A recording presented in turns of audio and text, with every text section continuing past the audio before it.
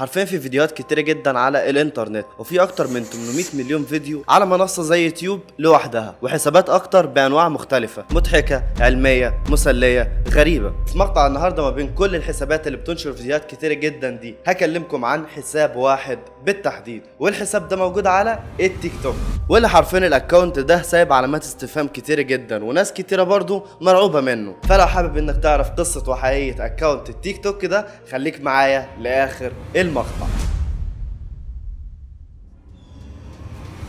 السلام عليكم، ويلكم باك تو ماي شانل. معكم دراكسلر، رجعت لكم فيديو جديد. انت مش شايف التفاعل على الفيديو الاخير ولا ايه؟ طب نعمل ايه احنا اكتر من كده يا جماعه؟ والله العظيم حرفيا كل ده ما كانش بسببي انا خالص، كل ده بسبب الكاميرا اللي انا بصور بيها اتكسرت. بس هي والله حصلت فيها مشكله في الموضوع ده، اخد مني وقت على ما صلحتها ورجعت كل حاجه لطبيعتها. لكن حرفيا ما كنتش متوقع كل التفاعل اللي على المقطع الاخير ده، من ناحيه المشاهدات والكومنتات والشير، ولا الناس اللي شافت المقطع لاخر لحظه وكتبوا اللي انا قلت لهم عليه في اخر الفيديو.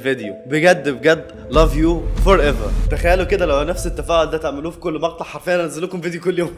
فالمهم من غير ما نرغي ونتكلم كتير، بالمقدمه كوبايه القهوه او النسكافيه بتاعتك، وتعالى ركز معايا في قصه مقطع النهارده.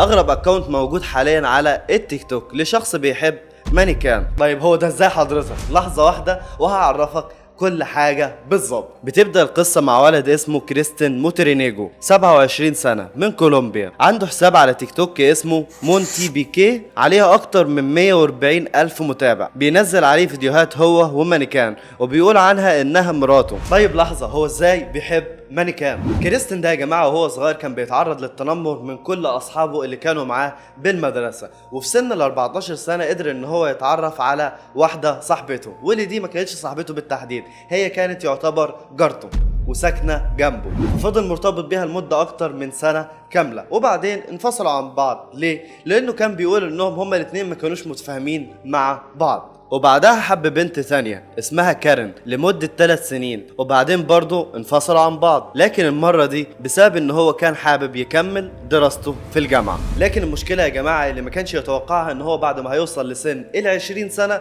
هيكتشف ان هو لسه ما ارتبطش بأي واحدة ولا كون أسرة ولا أي حاجة. ولا على فكرة الأسرة دي كريستين ده بيحبها جدا، ومن هو صغير نفسه يعمل أسرة زي أهله. فالمهم زي ما قلت لكم، بعد ما وصل سن ال20 سنة فضل زي ما هو مش عارف يرتبط بولا واحده، لدرجه ان هو قدر ان هو يلاقي بنت وفضل فتره كبيره معاها، وبعدين في الاخر بيكتشف انها الوان. لكن يا جماعه بسبب كل الاحداث دي اللي كانت بتحصل له من الاول، وان هو ما كانش عارف يكون اسره ولا حتى يحب واحده، فقدر ان هو تجيله فكره في دماغه غريبه جدا، واللي هي هيقدر من خلالها ان هو يكون الاسره اللي في خياله. والفكره في ان هو يقدر يعمل الزوجه المناسبه ليه. لكن الزوجة اللي هيعملها دي يا جماعة هتكون معمولة من مانيكان.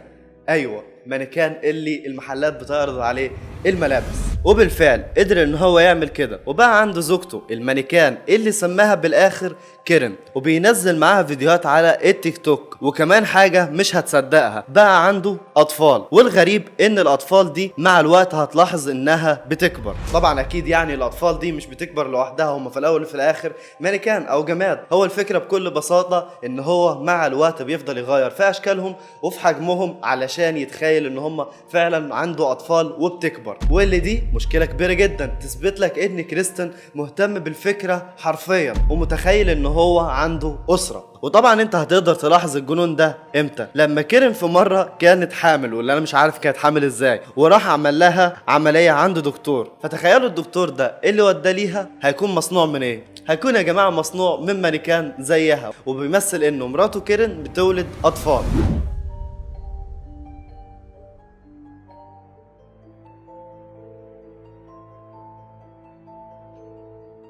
يا اخي بجد والله العظيم الامريكان او الغرب دول عامه عندهم افكار غريبه جدا وبيمشوا عليها، والمشكله ما بيزهقوش وكده زينا، لا هم بيكملوا للاخر. المهم نرجع لقصته. الاغرب من كده ان هو بيعمل للاطفال اعياد ميلاد وبيخرج معاهم بالشارع عادي جدا، وردة الفعل بتاعه الناس اتجاهه هي الاغرب، لانهم كل ما يشوفوه واقف في الشارع معاهم بتكون ردة فعلهم عادية جدا. ده وغير كمان الحاجات الغريبة الى حد ما اللي بيروحوا يعملها مع المانيكان، واللي انا مش هعرضها لكم هنا على فكرة، تقدروا تروحوا على الاكونت وتشوفوها. بس كده انا قدرت اعرفكم على كل الحاجات الغريبة اللي الناس عارفاها عن الاكونت ده، لكن في حاجات تانية الدراكسلرز بس هما اللي بيعرفوها. تعالوا اقول لكم على الحاجات اللي انا كنت شايفها مرعبة الى حد ما بالاكونت ده. فاكرين البنت اللي اسمها كيرن؟ انا بجد حاولت على قد ما اقدر اني اجمع اي معلومات عنها، لكن للاسف ما عرفتش، ومفيش اي حاجه تثبت اذا كانت لسه عايشه ولا لا. طيب هو لحظه، انت بتقول كده عشان تخوفنا ولا ايه؟ لحظه وبجد انا هخليك تخاف. البنت حبيبته يا جماعه اللي كان بيحبها قبل ما يتجنن ويعمل المانيكان والحاجات الغريبه دي كان اسمها كارن، لكن الدمية يا جماعة اسمها ايه؟ زي ما انتوا عرفتوا كيرن، يعني الاسمين الى حد ما لو واحد مش مركز هيقول ان هما نفس الاسم. وركزوا يا جماعه في المعلومه دي، ملامح المانيكان يا جماعه كان عاملها زي كارن بالظبط، ولما تدخلوا على الاكونت بتاعه هتلاحظوا انه مجنون بطريقه كبيره جدا بكارن حبيبته الاخيره اللي سابها بعد 3 سنين. كان عامل فيديو للدميه بتاعته او المانيكان وحاطط عليها صوره حبيبته اللي حرفيا بعد ما سابها وانفصل عنها عمل دميه شبهها وكمان بنفس اسمها. اكيد الاحداث دي غير طبيعيه شويه، لو غير انه في اكتر من مقطع قبل كده ظهر وهو بيقتل المانيكان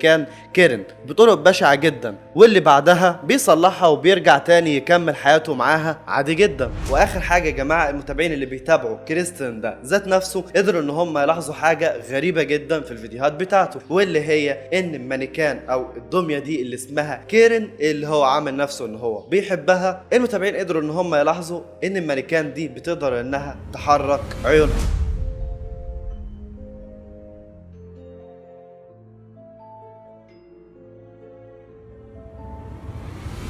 وفي اخر المقطع يا جماعه هتكون عندنا اكتر من نظريه عن التيك توكر اللي اسمه كريستن ده. ليه ما يكونش يا جماعه قتل حبيبته اللي فضل معاها اكتر من 3 سنين واللي اسمها كيرن، واللي بعد ما قتلها قرر ان هو يعمل دميه شبهها ويعيش معاها نفس الاحداث اللي هو كان يتمنى ان هو نفسه يعملها معاها قبل ما يقتلها مثلا، او ان هو فعلا مثلا قتلها واخد اجزاء منها وحطها في الدميه دي. انا اي نعم بجد ممكن تلاحظوا ان خيالي واسع جدا في الموضوع ده، لكن يا جماعه بجد الاكونت غريب وتصرفات التيك توكر ده ذات نفسه غريبه. وعلى فكره هو مش واخد الموضوع ده على اساس ان هو محتوى وكده، لان هو مش بينشر كتير ولا في جروب بيساعده على ان هو يكمل السيناريو او القصه الغريبه دي اللي هو بيعملها. هو بيعملها لان هو بيحب يعمل كده، فعلشان كده بجد بقول لكم ان الفكره غريبه. وما تنسوش ان برضو كولومبيا فيها كميه مجرمين كتير ومجانين، يعني الموضوع غريب. او النظريه الثانيه ان ممكن الموضوع كله يكون عباره عن شخص اتجنن وحب الدميه زي البنت اللي اسمها فاليستي كارليك اللي عندها 24 سنه، اللي لما اهلها جابوا لها دميه زومبي مرعبه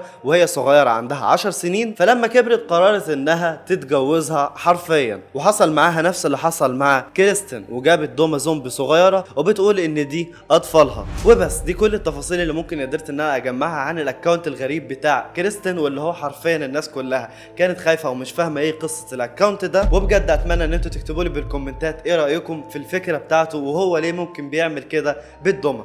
هل ممكن عشان هو عمل جريمه او عمل حاجه زي ما قلت لكم في الاول، ولا لغرض الشهره وان هو يزود متابعينه على التيك توك وكده؟ وبس لو انت وصلت معايا لغايه الجزئيه دي اتمنى ان انت تنزل تحت تكتب في الكومنتات الكومنت ده علشان اعرف ان انت وصلت معايا لغايه هنا. باي.